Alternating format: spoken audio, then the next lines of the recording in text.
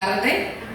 Ya la pastora habló mucho y dijo mucho, así que no voy a decir nada más de mí. Ya yo he estado acá en otras ocasiones, he tenido el privilegio de llegar a esta tierra hermosa que afortunadamente somos vecinitos, estamos por allá cerquita y en avión no es ni una hora, así que de isla a isla relativamente, porque ustedes pertenecen a la Española.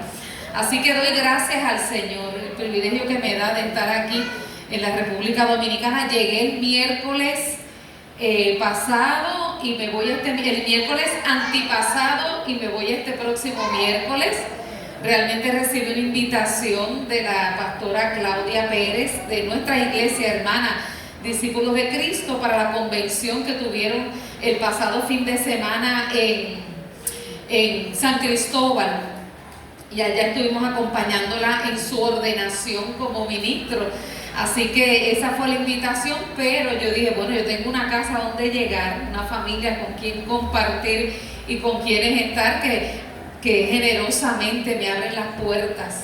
Y yo pues gustosamente pues también llego a su hogar y le doy gracias al Señor, porque es un privilegio tener hermanos y hermanas en la fe en todas partes del mundo. Es un privilegio y es un gozo.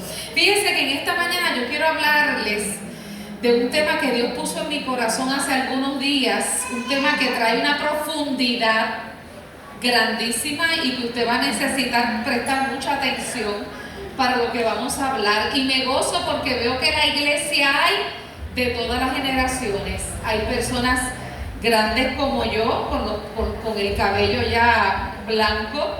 Hay personas adultas jóvenes, hay personas jóvenes adultas, hay jóvenes, hay adolescentes, hay niños y hasta bebés de brazos.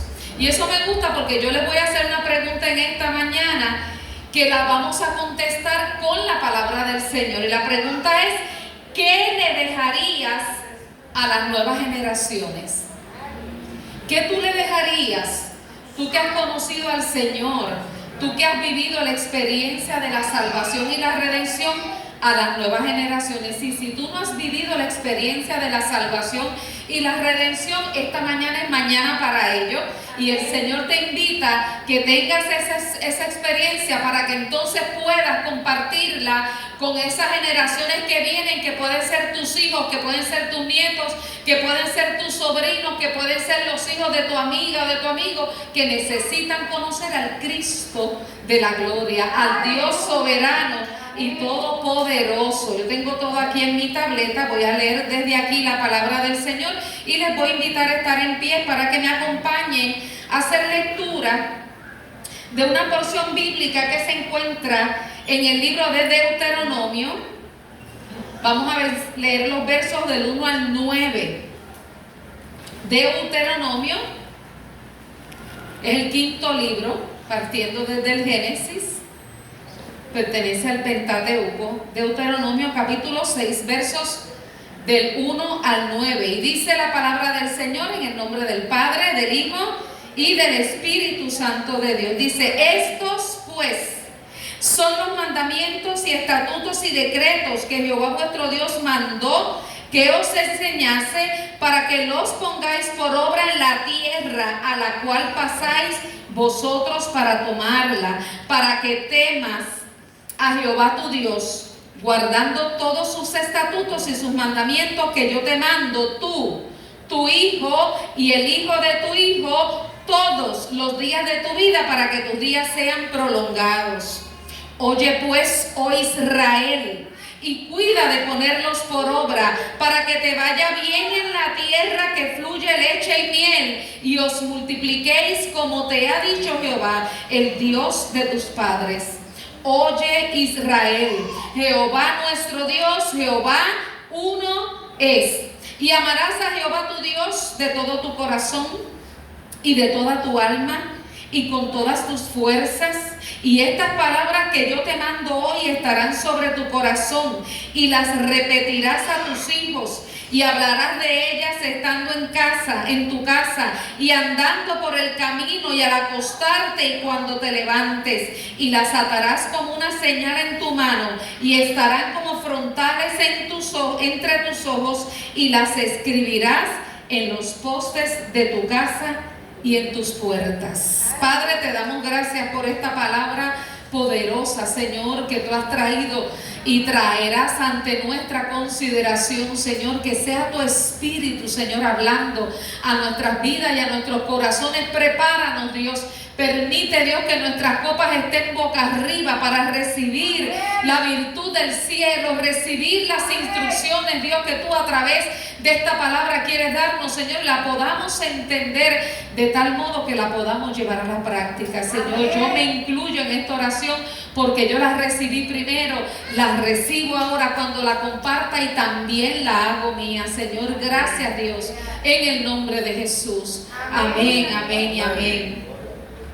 Fíjense que cuando nos ponemos a platicar entre familias y entre amigos y empezamos a hablar de las cosas que ocurrieron en el pasado, seguramente recordamos cosas remotas mucho mejor que cosas que nos pasaron la semana pasada. Usted me pregunta qué yo hice hace 6 días y tengo que empezar a echar para atrás, pero cosas de mi niñez que las compartía con Harold ayer, que salimos a caminar y cayó un aguacero terrible y ella me preguntó que si yo me mojaba en la lluvia, y yo empiezo a contarle con mucha emoción lo que yo hacía en mi niñez.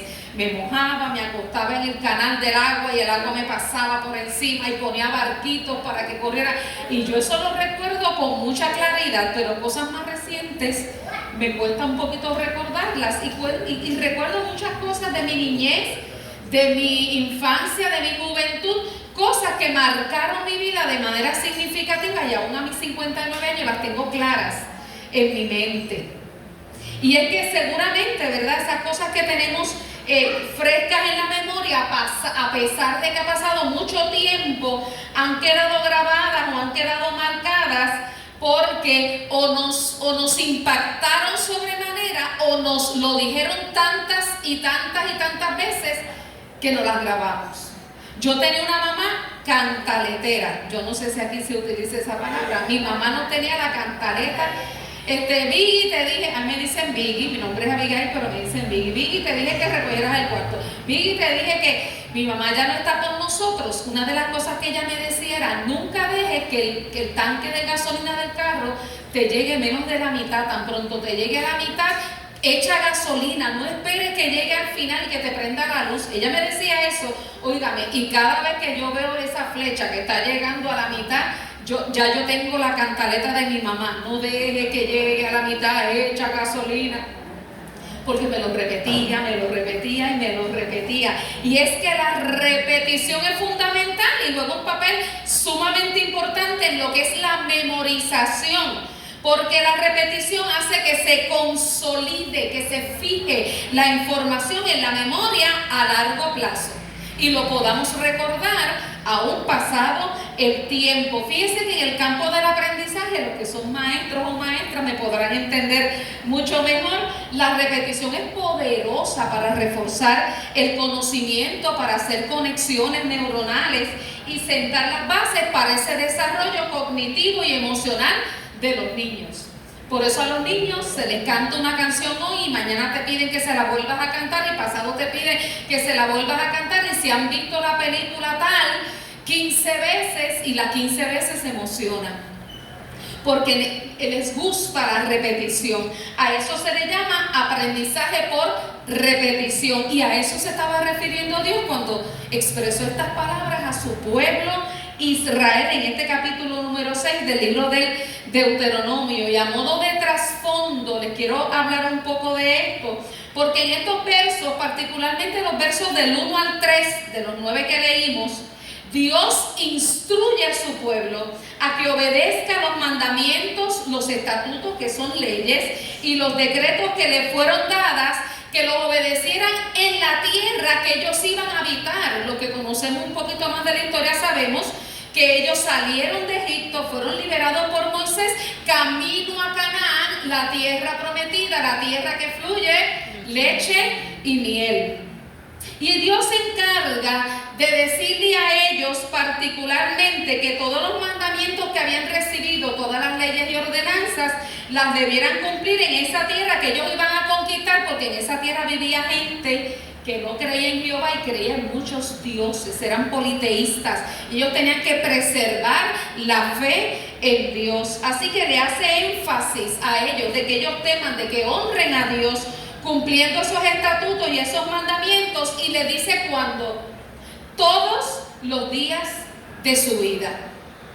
Todos los días de su vida, no algunos días, no los domingos, no los sábados, no en temporada como ahora que viene la Semana Santa y algunos se acercan a la iglesia, pero después pues se olvidan, ¿verdad? Y no solo de la iglesia, se olvidan del Señor. Así que parte del mandato es todos los días de su vida, y no solamente ello, le dice sus hijos y los hijos de sus hijos, para que disfruten larga vida. Gloria a Dios. Qué maravilloso es Dios, ¿verdad?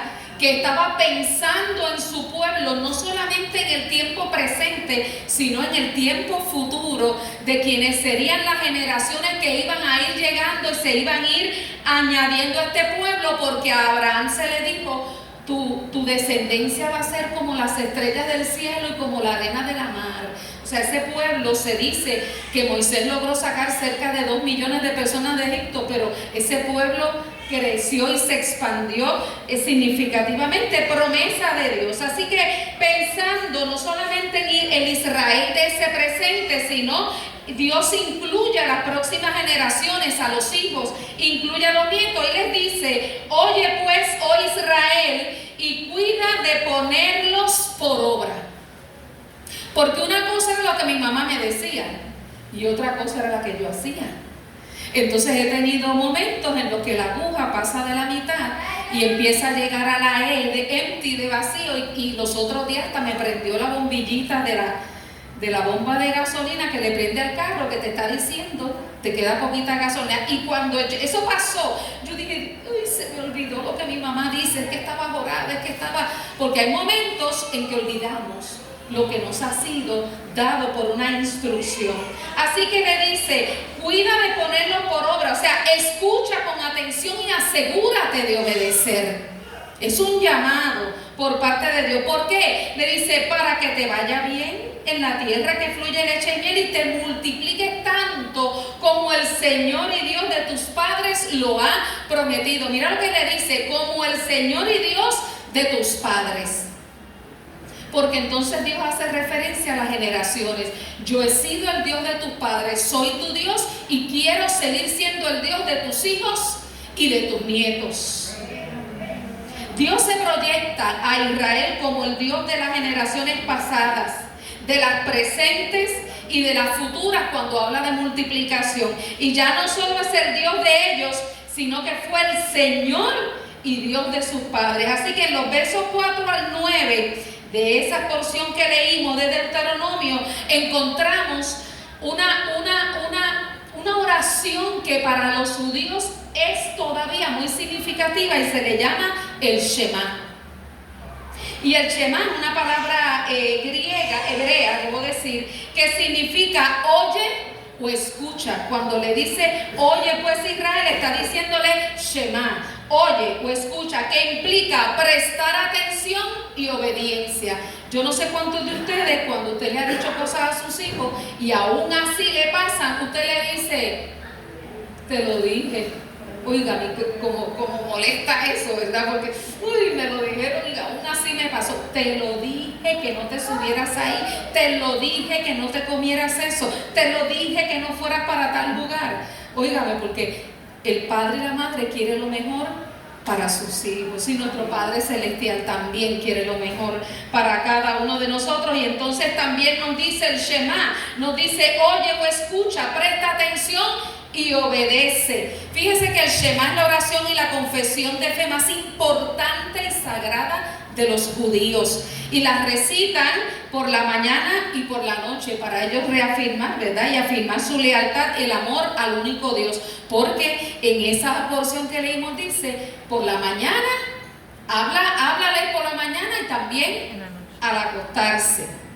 Así que el Shema comienza diciendo: oye Israel, Jehová nuestro Dios, Jehová uno es. Y esta expresión es sumamente importante porque declara que Jehová es el único Dios verdadero, el único Señor supremo, es uno solo. Y afirma, por lo tanto, que no hay otros dioses, que no hay otras deidades, que nosotros, ¿verdad?, como creyentes y el pueblo de Israel, de quien nosotros nos beneficiamos a través de Cristo y su sacrificio, creemos también en un solo Dios verdadero. Los pueblos que estaban en Canaán creían en los Baales, en plural, creían en muchos dioses, y el pueblo de Israel tenía que mantener esa fidelidad al único Dios. Después de decirle esa declaración poderosa, Jehová nuestro Dios, Jehová uno es, le dice: y amarás a Jehová tu Dios de todo tu corazón y de toda tu alma y con todas tus fuerzas. Cuando yo leo esta porción, mire, me conmueve. ¿Será posible que yo pueda amar a Dios con todo mi corazón, con toda mi alma y con todas mis fuerzas? ¿Será posible que yo lo pueda hacer? El Señor me lo está demandando, me lo está pidiendo, me lo está solicitando. Fíjate que esas palabras hablan de lo que Dios espera de su pueblo, de lo que esperaba de Israel en ese momento, pero también lo espera de nosotros en este momento, de nosotros también, porque Él espera de cada uno de nosotros un amor incondicional, un amor total, un amor de todo corazón, que con el alma, que es la voluntad, que son las emociones, que con nuestra fuerza, que es todo nuestro ser, nosotros manifestemos el amor de Dios. ¿Sabe cómo?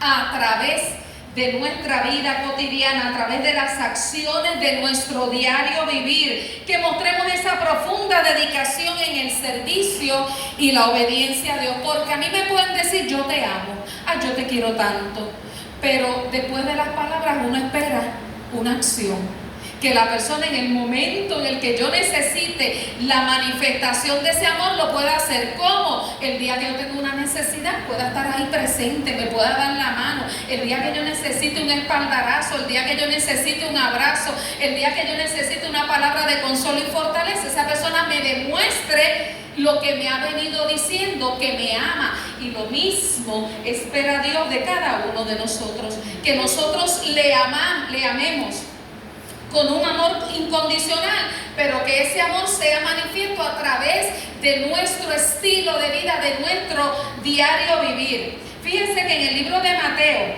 capítulo 22, verso 37, un intérprete de la ley se acerca a Jesús, tenía la intención de tentarle, dice la palabra, dice Mateo, y le pregunta: ¿cuál es el gran mandamiento en la ley? Y Jesús le citó Deuteronomio capítulo 6, verso 5, y le dice: este es el primero y grande mandamiento. Amar a Dios con el corazón, con el alma, con todas las fuerzas. Le dice Jesús a este hombre: es el primero y gran mandamiento. El segundo: amarás a tu prójimo como a ti mismo. Y después le dice: de estos dos mandamientos depende toda la ley y los profetas. Porque lo que sabemos, Moisés recibió unas tablas con unos 10 mandamientos, pero esos 10 se resumen en estos dos. Si amas a Dios y amas a tu prójimo, no vas a hacer ninguna de las cosas que mencionan esos 10 mandamientos en contra de tu relación con Dios y de tu relación con tu prójimo. Así que el pueblo sigue recibiendo instrucciones divinas. Dios continúa hablando a su pueblo y le da unas instrucciones, y que nos las sigue dando a nosotros para asegurarse de que el pueblo no iba a olvidar los mandamientos que ya habían recibido. Y le da 4 instrucciones importantes y necesarias. Quiero que usted vaya prestando atención a esto. Yo sé que estoy hablando en la profundidad de la palabra, pero el Espíritu Santo le va a permitir entender lo que Dios nos quiere decir en esta tarde ya. Le dice la primera instrucción: y estas palabras que yo te mando hoy estarán sobre tu corazón. Es lo primero que le dice. Fíjese que los mandamientos de Dios no pueden ser simplemente reglas externas o normas que sigamos de manera impuesta. Porque cuando usted le dice a su hijo que haga algo y él no lo quiere hacer y lo hace porque usted le exige, lo hace de mala gana.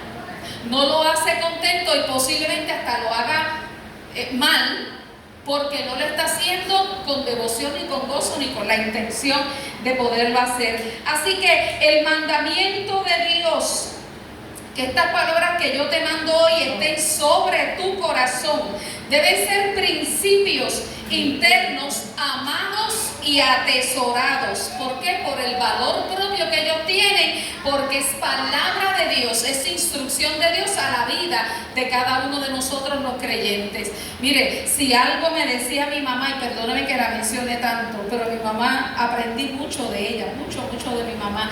Mi mamá me enseñó que el que ya ha recorrido el camino ha tenido una experiencia de vida donde ha tropezado, donde ha golpeado, donde ha caído, y cuando me hacía una advertencia me decía: es que yo no quiero que tú vivas lo que yo viví, yo no quiero que tú pases lo que yo pasé. Y en ocasiones tal vez tenía modos de hacerlo que no eran los mejores, pero surtió un gran efecto en mi vida. Cuando Dios da instrucciones, cuando Dios nos dice ama esa palabra, que esa palabra quede en tu corazón, es porque esa palabra es vida, porque esa palabra es corrección, porque esa palabra es instrucción. Dice ella misma que nos fue dada para instruir, para corregir y para redarguir en justicia. Esa palabra es vida para nosotros. Así que cuando amamos a Dios y su palabra, nosotros permitimos que esa palabra nos guíe, que esa palabra dirija nuestra vida, y así demostramos que confiamos en Dios. Si el Señor a mí me dice: no hagas esto, aunque a mí me guste, aunque a mí me derive placer, no lo voy a hacer, porque Él, como mi Padre Celestial, desea lo mejor para mí, y yo me voy a regocijar en obedecerle. Mire lo que dijo David en el Salmo 48, le dijo: el hacer tu voluntad, Dios mío, me ha agradado. Y no siempre era lo que él deseaba. Y después le dice: y tu ley está en medio de mi corazón. No está en las afueras, tu ley no está a la distancia, tu ley está en medio de mi corazón, en el lugar donde él tenía que guardar esa palabra de Dios. Por eso una de las invitaciones que Dios nos hace hoy, mire, yo veo muchos niños, veo bebés en los brazos. Mire lo que nos dice el Señor: antes de llevar la palabra a las próximas generaciones, usted y yo debemos haberla atesorado y guardarla en nuestros corazones, porque si yo amo esa palabra, yo voy a transmitir el amor por esa palabra. Si yo obedezco esa palabra, más que decirla, yo la ejemplifico con mi vida y le demuestro a esos niños y esas niñas que se están levantando que esa palabra viva y eficaz ha obrado en mi corazón, y que de la misma forma que ha obrado en mi corazón, lo hará en la vida de ellos también, porque la he atesorado en mi corazón. La segunda instrucción que Dios le da a su pueblo Israel, y nos la dice a nosotros también, le dice: y las repetirás a tus hijos. Repetirla es un mandato fundamental en la enseñanza de la palabra. ¿Por qué? Porque tenemos que transmitir esa fe de manera constante en nuestros hijos, en nuestros sobrinos, en nuestros nietos, que son las generaciones que se están levantando, que se están formando y necesitan conocer al Dios Todopoderoso, al Dios de la vida. ¿Hasta qué punto vamos a seguir repitiendo? Mire, hasta que se vuelva parte integral de la vida espiritual de cada uno de ellos, hasta que ellos comiencen a sentir hambre y sed de Dios de manera propia, hasta que ellos deseen leer la palabra, hasta que ellos deseen adorar al Señor, hasta que ellos deseen ser parte del cuerpo de Cristo a través de lo que la pastora enfatizaba al principio, de una confesión de Cristo como el único y exclusivo Salvador de la vida, como el Dios que nos permitió volver otra vez, tener acceso a Él a través del sacrificio de su Hijo Jesús en la cruz del Calvario. Fíjese que el repetirla es formar el corazón de esa siguiente generación. Porque yo le voy a decir una cosa: si usted no trabaja en la formación del corazón de su hijo, afuera hay mucha gente que lo va a querer hacer. Afuera hay unos aparatitos como estos que le conectan con el internet, y el internet lo lleva a navegar, porque es un mar donde hay cantidad de información que va a trabajar el corazón de su hijo o de su hija. Si nosotros no trabajamos el corazón de nuestros hijos, el mundo se va a encargar de hacerlo. Y eso es sumamente peligroso y es triste porque he visto muchos casos terribles, difíciles. Por ejemplo, una niña que yo presenté al Señor, tiene ya 25 años, se cría en una iglesia cristiana, se va para Europa y le dice a su mamá: yo no sé si lo que a mí me enseñaron es verdad, como yo lo sé. Porque vive en una área del mundo donde ahora el ser ateo es la modalidad, o la religión musulmana es la que está acaparando todo ese espacio, y eso es un asunto de preocupación. Fíjese que en la palabra tenemos un ejemplo de un hombre que fue formado por su mamá y su abuela. ¿Quién fue ese? Timoteo. El apóstol Pablo cita en su segunda carta a Timoteo, capítulo 1, verso 5, le dice: trayendo a la memoria la fe no fingida que hay en ti, la cual habitó primero en tu abuela Loida y en tu madre Eunice, y estoy seguro que en ti también.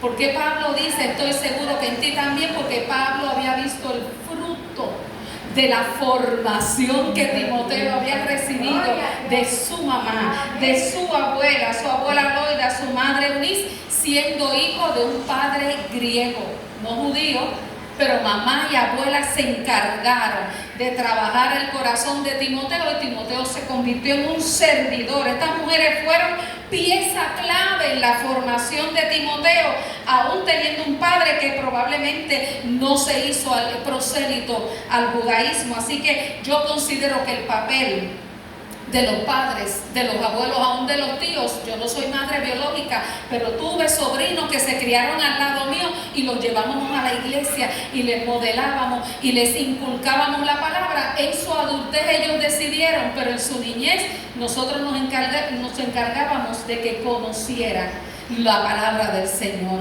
y conocieran al Dios de amor. Así que la madre y la abuela de Timoteo fueron pieza clave en esa formación. Así que hay una tercera instrucción en esta palabra que leímos, y es: hablarás de ellas, estando en tu casa, andando por el camino, y al acostarte y cuando te levantes. Fíjese que esa instrucción de Dios, de lo que está hablando, es de la continuidad de la enseñanza.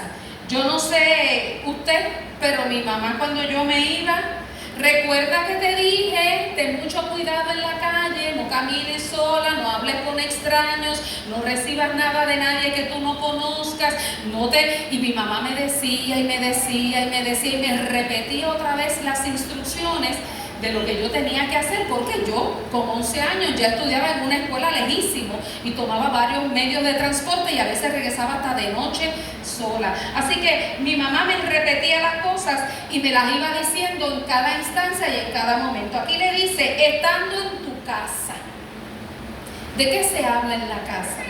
Se puede hablar de política, se puede hablar de economía, se puede hablar del clima, se puede hablar de los problemas, de las necesidades, de las situaciones, de los asuntos que hay que resolver, pero en ocasiones de lo menos que se hable de la palabra de Dios. ¿Qué dicta la palabra del Señor? Mire, no hay mejor escenario para usted inculcarle a sus hijos el temor y el amor al Señor que el hogar cuando algo se cae y se rompe. ¿Qué usted puede decirle a sus hijos cuando algo se cae y se rompe? Así mismo puede suceder con la vida del ser humano.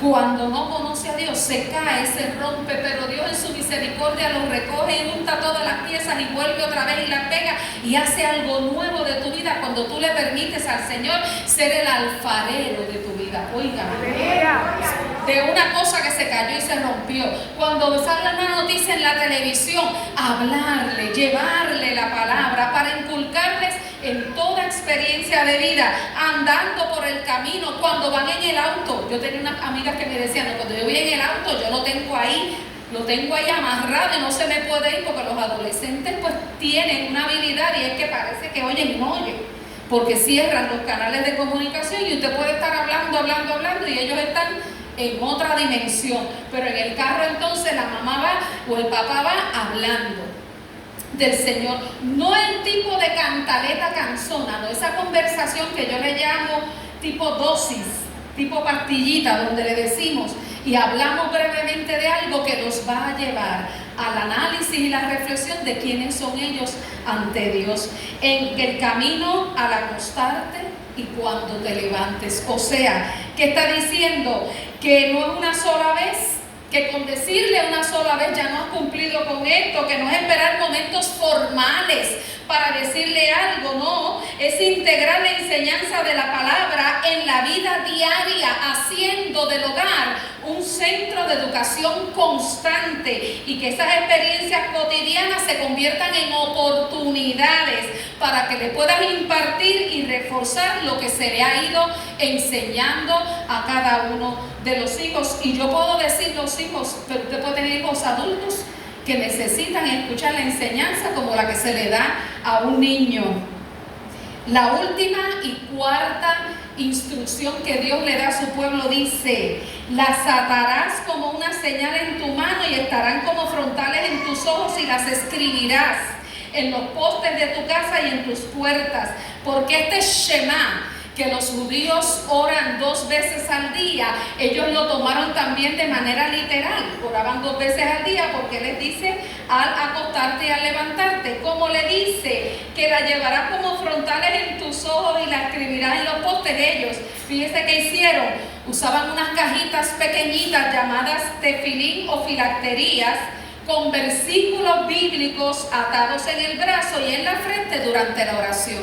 Si usted ve a un judío practicante, posiblemente en el tiempo de la oración lleva una cajita en la frente o en el brazo, porque lo dio de manera literal. Pero lo que realmente esto significa es que Dios debe estar siempre presente, de modo que influya en el modo de actuar, por eso en la mano, y en el modo de pensar, por eso la frente. Dios debe estar 24/7 en el corazón, en la mente y en la boca de todos y cada uno de nosotros, para poder transmitir a todas esas generaciones todo aquello que Dios ya sembró en nuestro corazón y que nuestras generaciones venideras necesitan escuchar. Mire, los mandatos de Dios son más que conocimiento.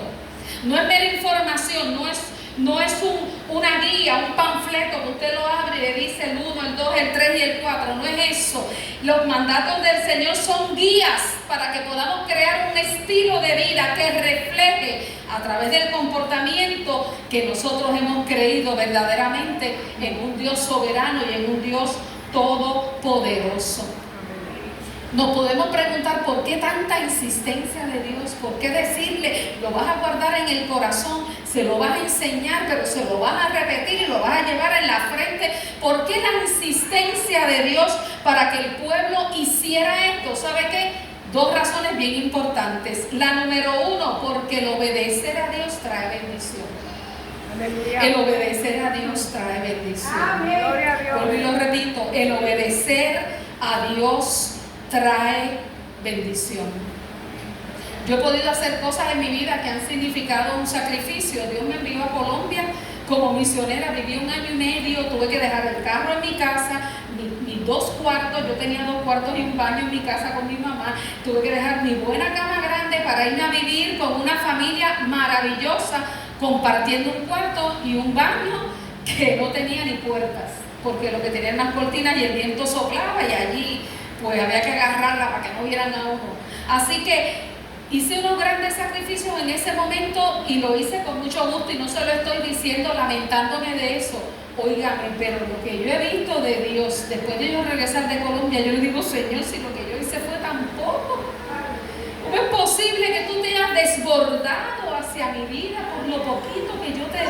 Y yo he sentido que el Señor ha abierto las ventanas de los cielos, el Señor ha nutrido mi tierra, el Señor ha nutrido mi vida, el Señor me ha dado más de lo que yo pudiera merecer, y lo ha hecho porque me ama, porque Él es bueno, porque a pesar de mis debilidades, a pesar de mi fragilidad, intento serle fiel, intento amarle, demostrárselo, y en su bondad y en su misericordia, no teniendo yo los criterios para ello, Él se complace en bendecir.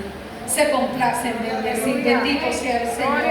Así que mira lo que le dice al pueblo de Israel en Deuteronomio capítulo 11, no voy a leerlo, que es parte del Shema que les mencioné al principio, le dice que iba a traer bendición sobre la tierra, sobre el producto de su trabajo, sobre su ganado, y además le añade que sus días y los días de sus hijos sobre la tierra que el Señor juró darle serían tan numerosos como los días de los cielos sobre la tierra.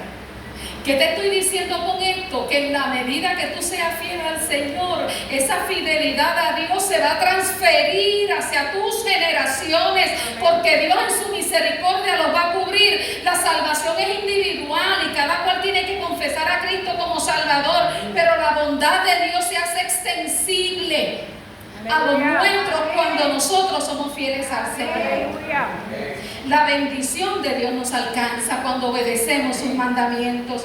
Y lo otro que Dios quería evitar que ocurriera, y por eso insistió tanto, era que no olvidaran la historia que los caracterizaba como pueblo de Dios, lo que Dios hizo cuando los sacó de Egipto y los llevó por el Mar Rojo y los llevó por el desierto hasta Canaán. Que no olvidaran los milagros y prodigios que Él había hecho, porque si lo olvidaban, iban a dejar de contárselo a sus hijos, y sus hijos no iban a tener memoria de lo que Él había hecho con ellos. Fíjese que en el capítulo 4, verso 9 de Deuteronomio le dice: por tanto, guárdate y guarda tu alma con diligencia, para que no te olvides de las cosas que tus ojos han visto, ni se aparten de tu corazón todos los días de tu vida. Antes bien, las enseñarás a tus hijos y a los hijos de tus hijos. Guárdate para que no te olvides, porque el cerebro humano es selectivo. El cerebro humano retiene lo que es relevante y desecha lo que considera innecesario. Y si no hay la repetición y si no hay la constancia, como las tablas de multiplicar que nos obligan a aprendernosla cuando ya hay calculadoras, pero hay que tenerlas en la memoria, no me pregunten, no las recuerdo todas, porque hay que repetir, porque lo que no se mantiene fresco en la memoria se desecha y se olvida. Lo que no se repasa se olvida. Dios sabe que nuestra naturaleza es así, que somos olvidadizos, que podemos borrar la memoria, y por eso nos invita a no desistir de inculcarle a nuestras generaciones que vienen, que necesitan conocer a Dios. Y si nosotros no lo hacemos, la pregunta es: ¿quién lo va a hacer? Si usted no lo hace, mamá, si usted no lo hace, papá, si usted no lo hace, abuela, abuelo, tío, tía, si usted no lo hace, ¿quién lo va a hacer? Y hay gente que dice: para eso lo llevo a la iglesia. ¿Cuántas veces? ¿Cuánto tiempo está en la iglesia? Eso no es en la casa, ese no es en el camino, eso no es al levantarse ni al acostarse. Nosotros necesitamos ser los que compartamos, porque ¿sabe qué pasó? Que el pueblo de Israel cometió el error. El pueblo de Israel no guardó la palabra en su corazón, dejó de compartirla de manera constante y repetitiva con sus hijos. ¿Y sabe qué pasó?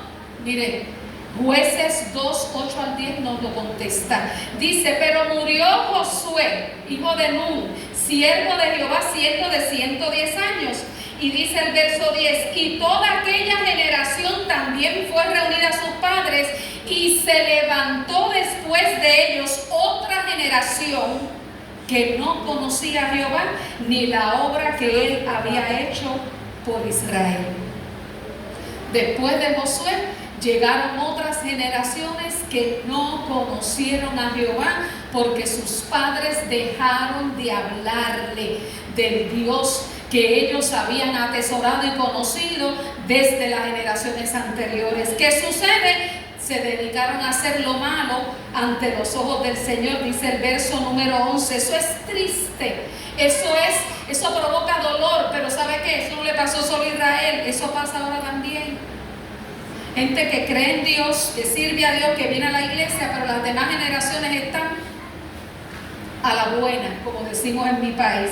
Tristemente, el pueblo de Israel abandonó al Dios de sus padres y siguió a los dioses que tenían alrededor de la tierra donde estaban viviendo. ¿Qué necesitamos hoy? Y ya voy casi terminando, casi.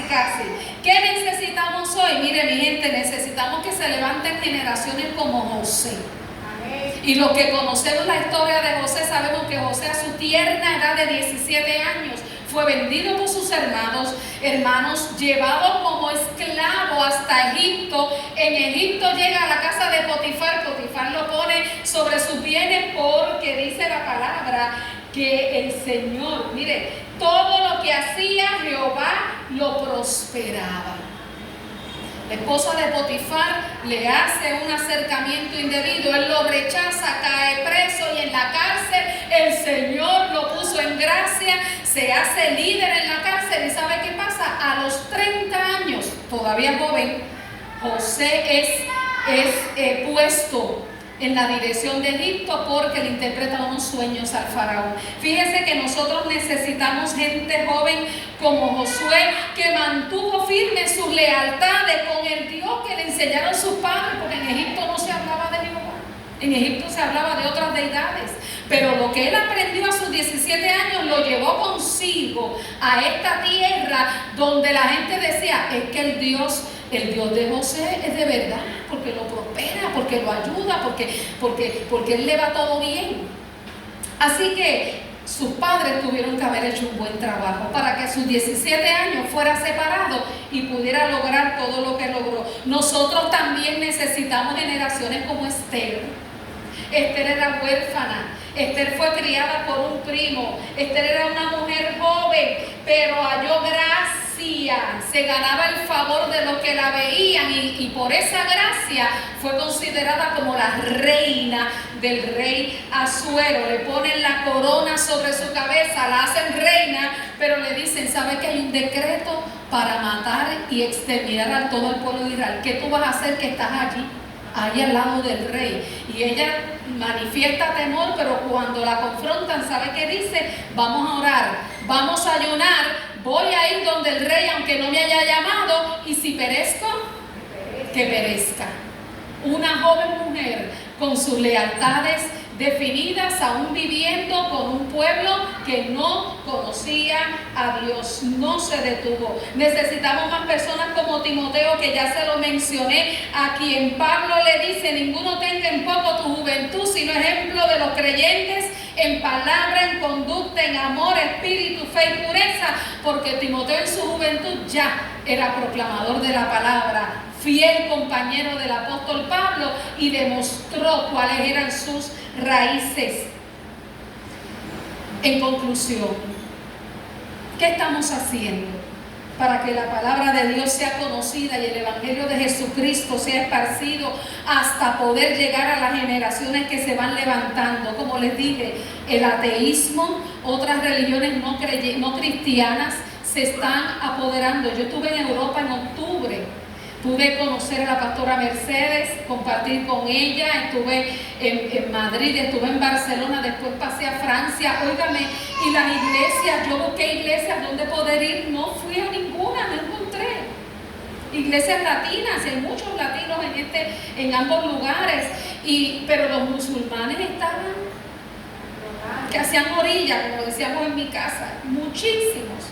Y entonces, ¿qué están haciendo? Pues están utilizando sus estrategias para irse apoderando de la tierra que algún día el apóstol Pablo evangelizó. Porque si usted mira, el Asia Menor, Turquía, Grecia y todos esos países fueron evangelizados por el apóstol Pablo, fundó iglesias, y ahora ¿sabe qué es lo que sucede? Que el cristianismo es minoría en esa tierra.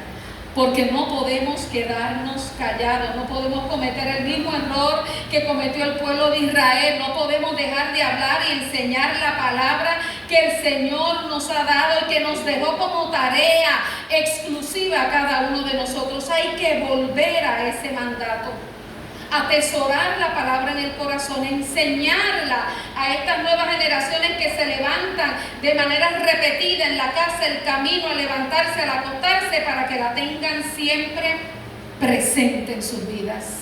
Yo les voy a invitar a estar de pie y le voy a pedir a aquellos que tienen a sus hijos familiares cercanos, que por favor se junten. Los que tienen a sus hijos familiares cercanos, se junten. Si hay alguien que no tiene familiares cercanos, júntense ustedes. Manténganse juntitos. Abracen a gente que no tenga aquí presente, a su familia. Porque vamos a hacer una oración especial. Usted va a presentar a los suyos presentes y a los suyos que no están aquí, a los que están en otros países, a los que están en otro lugar.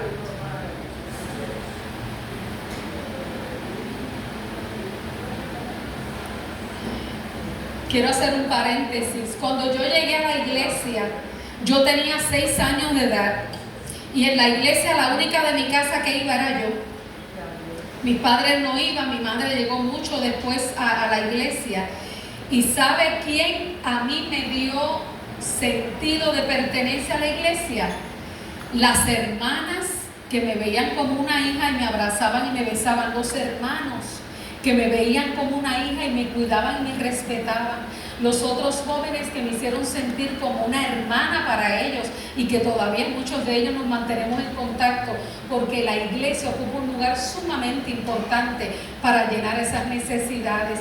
Usted tiene a su familia cerca, usted la tiene en su mente y en su corazón, usted la va a presentar en oración y dígale: Señor, yo quiero que mis generaciones te conozcan. Yo quiero que mis hijos, yo quiero que mis nietos, así no hayan nacido todavía, yo quiero que los míos, los que están conmigo ahora, los que van a venir en la posteridad, yo quiero que los míos te conozcan, Señor. Señor, en el nombre poderoso de Jesús. Tu palabra es poderosa, tu palabra llega, Señor amado, como bálsamo, llega, Señor amado, como óleo derramado sobre la cabeza, pero también llega como espada de 2 filos, que penetra hasta el alma, que penetra hasta los tuétanos y discierne, Señor, los pensamientos y las intenciones del corazón, y esa palabra ha llegado a nosotros hoy.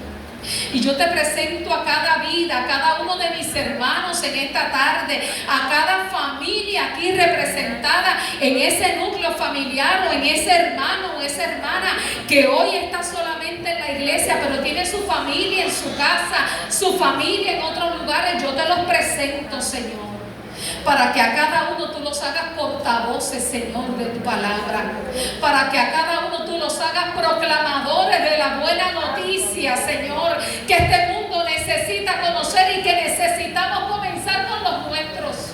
Necesitamos comenzar con los nuestros. En el nombre de Jesús. Ayúdanos, Dios. Ayúdanos, Dios, a no callar. Ayúdanos, Dios, a no dejarnos llevar, oh Dios, del cansancio, del afán de la vida, de las preocupaciones, de nuestras quejas, que muchas veces le damos más importancia. Ayúdanos a recordar todos los días de nuestra vida lo que tú hiciste por nosotros. Tu palabra dice que de tal manera nos amaste, que enviaste a tu único Hijo para que todo aquel que en Él cree no se pierda, mas tenga vida eterna. Y nosotros hemos creído, como dijo Pedro, hemos creído y conocemos que Jesús es el Cristo, el Hijo del Dios viviente, y declaramos eso para nosotros, pero también lo declaramos para nuestros familiares, para los que nos rodean, para nuestros amigos, para nuestros vecinos, para todo aquel que tengamos a nuestra disposición, Señor, que podamos proclamarle la buena noticia en tiempo y fuera de tiempo, de manera repetida, cuando vayamos por el camino, cuando nos levantemos, cuando nos acostemos, Señor, que tu palabra fluya de nuestra boca, Señor, y que tu palabra sea vida para todo aquel que la escuche. Sean benditas, Señor, todas las familias en ti. Sean benditos todos los hogares en ti, Señor.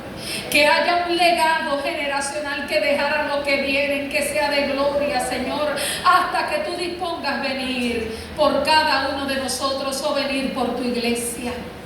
Gracias, Dios. Gracias, Dios, en el nombre poderoso de Jesús. Gracias, Señor. Amén, amén y amén. Aleluya. Dios les bendiga, Dios les guarde. Si hay alguien que no ha recibido